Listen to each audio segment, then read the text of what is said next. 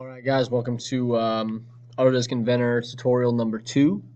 With this tutorial, what we're going to do is we're going to review creating an IPT, review creating a 2D sketch, review some commands, and then we're going to get into that 12 shape assignment. So after this tutorial video, you'll be able to do those 12 shapes no problem in IPT files. All right, and then what we'll do is after we create the IPT files, we'll create drawing files where you can dimension and show different pieces and do all sorts of cool things. All right, so we're going to get through this really quick. This is going to be a fast one. All right, so here's your Autodesk Inventor. You guys know how to open that. What we're going to do is we're going to go to New. We're going to go to Standard IPT, and we're going to hit Create. All right, as this is loading up, one thing I do want to mention is make sure you are saving your files in the same file folder. All right, it's really big. It's really kind of a huge point with Autodesk Inventor that all your files are together. If they're not together, it runs into kind of an issue when we get down the road into more advanced files and different types of file paths. All right, so make sure when you're saving things, if you're saving on the desktop or if you're saving in your OneDrive, make sure you're saving in specific folders for each thing. All right, so what we're going to do first thing, you have your basic gradient screen, right? This is your plane. This is your area you can draw in. We're going to go up top left. Once again, if you want to do something in Inventor, go top left. You're going to hit Start 2D Sketch. And what we're going to do right now in this tutorial is going to be based on number 9 of the 12 shape assignment. Okay, so we're going to draw this number 9 right here. Yes, it's the easiest one to draw, but this is the one I want to choose for tutorial because it shows you what to do and basically the same functions we do here, the same commands we do here, you'll be able to do in all 12 of them.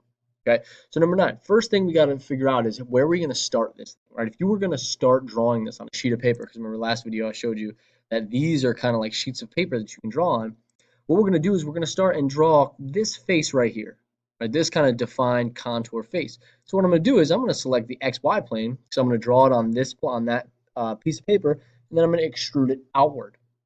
Right, so I click the XY plane. Once again, you have your origin here. You got your view cube here, your navigation pane. Remember the little kind of shortcut. If you click in the mouse roller, right, you can move things around. Right, kind of an easy thing. The first thing I'm going to do is called subtractive modeling. Right, and the way we do subtractive modeling is you have this kind of big block of stuff, big block of material, and you cut it down just like you're a sculptor. You start with a big piece of granite and you sculpt it down, or you chisel it down to create your artwork, or you create your statue or whatever you're trying to create. So that's what we're going to do. All right, so we take a look at this. You have a total length of 2.25 and you have a total height of 1.5. That's really all we need to start. So all I'm going to do is hit rectangle. I'm going to go to the origin, right? It's going to highlight green. I'm going to click. I'm going to type in, and you notice that the top box you see there is your length. I'm going to type in 2.25. I'm going to hit tab, and it's going to tab over to that bottom one. I notice that it's kind of hard to see now, right? I'm going to tab, and it's going to show me my height. So that's 1.5, and then I'm going to hit enter. Once I hit enter, you have that rectangle ready to go. Done. Okay, I'm going to hit escape to get out of the rectangle command. And here it is. You have your rectangle ready to be extruded or ready to be created. Okay, so I'm going to hit Finish Sketch. It's going to bring me to the isometric view. I will hit Home so we get a true isometric. So now we have this face, or this beginning face of this object. All right. You might say, "Hey, Mr. Mayor, why don't you just draw this angle here now?" You can do that. Remember, in Inventor, there's a ton of ways to do the same thing, but I want to show you this to show you that extrude cut. Okay. So what we need to know, all right, is how thick this thing is. What's the depth, all right? And the depth right here is just 1 inch. So all I'm gonna do is I'm gonna hit extrude. It's gonna automatically pop out, and look, it already says 1 inch here in my dialog box. I'm just gonna hit OK. Boom, done. So now I have this total rectangle, or the big rectangular prism here. Okay, now what I gotta do is I gotta make this angle. I gotta cut this thing down. All right, so what I'm gonna do is I'm gonna start a sketch on this surface right here. Okay, so I'm gonna click on this surface. It's going to bring me back to a 2D view. And then kind of the key to this, and a really important little point here, is you have to set yourself up for the correct measurements when you draw something. Just like if you're drawing on a piece of paper and you draw construction lines, you can do the same type thing in Inventor. Okay, so what I'm going to do is I'm going to cut this corner out of this object. So I know that I have to draw a triangle from here around this area to here, and then finish that triangle to cut that thing out. So what I'm going to do is I'm going to say, okay, from the bottom, I go up 0.5, and from the left side, I go over 1.25. So what I'm going to do is I'm going to take the line command, I'm going to click on the corner and say, I'm going to bring my line all the way out. Doesn't matter where it is because I'm going to type it in, 1.25, and I'm going to hit enter. And you notice now that there is a blue line that is 1.25 of an inch. So now I'm going to do the same operation on the bottom right-hand corner.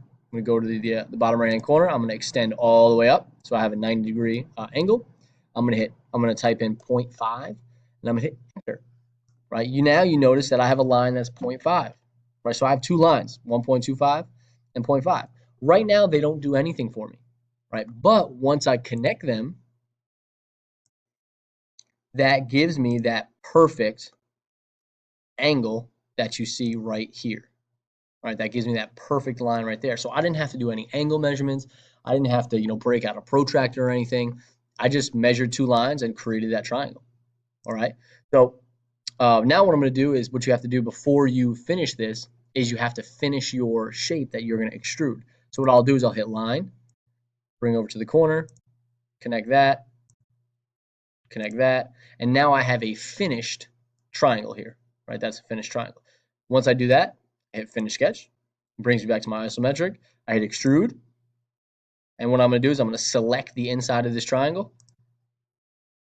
I'm going to hit extrude cut right here. We did this last video. So if you hover over, it should appear as cut. Maybe, maybe not. Oh, well, I guess the title's not popping up. But if I click this, it's going to flip it around and cut it. And I hit OK. And now you have your finished number 9. That is exactly this shape right here. Exactly this is sitting right here. All right. Kind of a cool thing, right? I told you this one would be short. Once again, the project browser on the left side, if you click in these, you can change things, right? Let's say, I messed up my length measurement or my height measurement. Double click on the height and say 2 inches. Hit OK. Boom. It automatically changes it. Okay, so if you mess something up, and you can always hit undo, right? You can always hit undo to go back to what you were doing. Okay, so that's that. Now, when I want to get to saving, one more time, listen, when you save your files, make sure you save it with a distinct name, right? Don't just save it as part number 1 because it's going to get lost in 100 different part number 1s. All right, make sure you save it as a distinct name and you save it in a distinct folder with other files like this. Right? If you don't do that, it becomes very difficult to, 1, find your files, and 2, to open your files and edit them correctly. All right, so that's that. Once you're done with this one, so number 9 is easy. You can do number 9 right now. Once you're done with this, move on, do all 12 shapes. Save them as IPTs or part files. And then what we're going to do is we're going to put them all into a document that you can submit for a grade. All right, that's it.